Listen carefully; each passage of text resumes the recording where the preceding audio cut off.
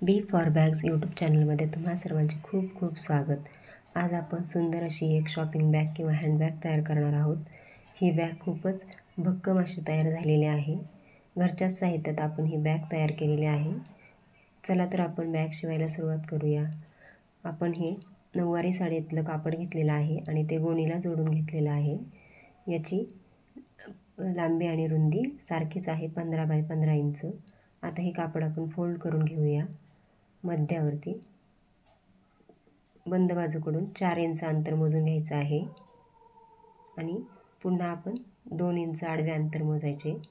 वरच्या बाजूला पण 2 इंच अंतर मोजून घेऊया आणि पट्टीच्या सहाय्याने आपण हा आयत आखून घेऊया। हा आयत आखून घेतल्यानंतर आता आपण याला पिनअप करून घेऊया आणि बॉटम पण आखून घेऊया। त्यासाठी आपण 2 बाय 2 इंचाचा हा बॉटम आखून घेऊया। वरती 2 इंच, खालच्या बाजूवर 2 इंच हा चौरस आता आपण आखून घेऊया। याला पण आपण पिनअप करून घेऊ। हे दोन्ही भाग आपण कट केल्यानंतर त्यावरती शिलाई करून घ्यायची आहे। कापड आणि गोणीचं, साडीचं कापड आणि गोणीचं कापड एकत्र जोडलं जाईल, त्यामुळे शिवायला आपल्याला अडचण येणार नाही। आता हे दोन्ही पार्ट आपले कट करून झालेले आहेत। आता आपण हाच भाग दुसऱ्या पार्टवर ठेवून सेम आकारात कट करून घेऊया। आता हे दोन्ही भाग आपले कट करून झालेले आहेत। आता आपण अस्तर कट करून घेऊया। त्यासाठी 15 बाय 15 इंचाचे हे 2 पीस आपण अस्तरसाठी घेतलेले आहेत। या 2 पीसवर हा एक पीस ठेवून आपण याच आकारात कट करून घेऊया।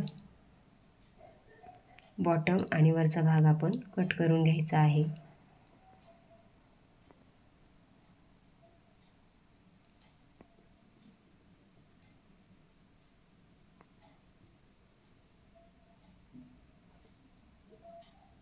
त्यासाठी आपण या पूर्ण कापडाला पिनअप करून घेऊया, त्यामुळे आपले कापड हलणार नाही आणि व्यवस्थित कट करता येईल। आता हे अस्तरचे पण दोन्ही पार्ट आपले कट करून झालेले आहेत। आता आपण हा मेन पार्ट असा सुलट ठेवायचा। या तिन्ही बाजूंना आपण आता शिलाई करून घेऊया। तिन्ही बाजू आता जोडून झाल्यानंतर बॉटम पण अशा प्रकारे धरून आपण याला शिलाई करून घ्यायची आहे। आता हा बॉटमच्या भागाला पण आपले शिलाई करून झालेले आहे आणि ही बॅग आता आपण सुलट करून घेऊया। त्यानंतर ज्याप्रमाणे आपण मेन पार्ट तयार केला त्याचप्रमाणे हा अस्तरचा पार्ट पण तयार करून घेतलेला आहे आणि या सुलट मेन पार्टमध्ये हा भाग आपण जसा शिवला होता तसाच असा आतमध्ये व्यवस्थित घालून घ्यायचा आहे आणि पिनअप करून घेऊया याच्या सर्व बाजू।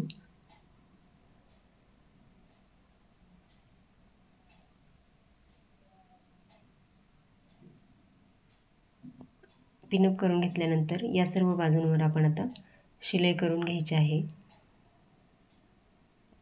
त्यानंतर कोपऱ्यांवरती कट लावायचे आणि वरचे कोपरे आपण असे कट करून घ्यायचे आहेत।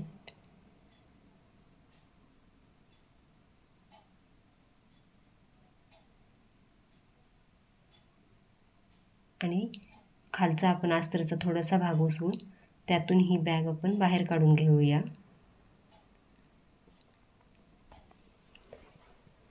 आता हे बॅगचे कोपरे व्यवस्थित बाहेर काढण्यासाठी आपण जो उसवलेला पार्ट होता त्यामध्ये आता हात घालून आपण व्यवस्थित हे कोपरे बाहेर काढून घ्यायचे आहे।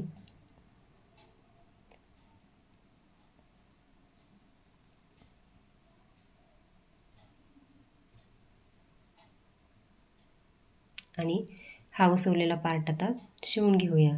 हा भाग शिवून घेतल्यानंतर वरच्या भागावरती आपण पूर्ण दाबटीप घालून घ्यायची आहे।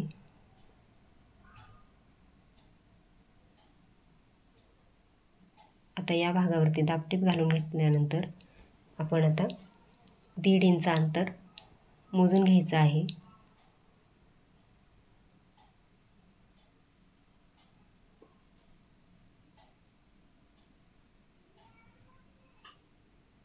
आणि हा 1.5 इंचाचा भाग आपण असा फोल्ड करून यावरती शिलाई करून घेऊया। दुसऱ्या पार्टवर पण आपण असंच 1.5 इंचावरती शिलाई करून घ्यायची आहे फोल्ड करून। आता या भागावरती आपली शिलाई करून झालेली आहे। आता आपण या बॅगसाठी बंद तयार करून घेऊया। बंद तयार करण्यासाठी हे गोणीचं कापड 1 बाय 29 इंच आणि साडीचं कापड काठ आपण 4.5 बाय 29 इंचाचं घेतलं आहे।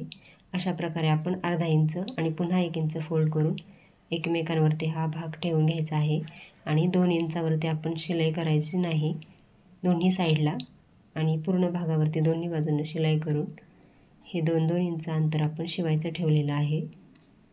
आता मोठी पिन घेऊन आपण ह्या भागात हा बंद ओवून घ्यायचा आहे।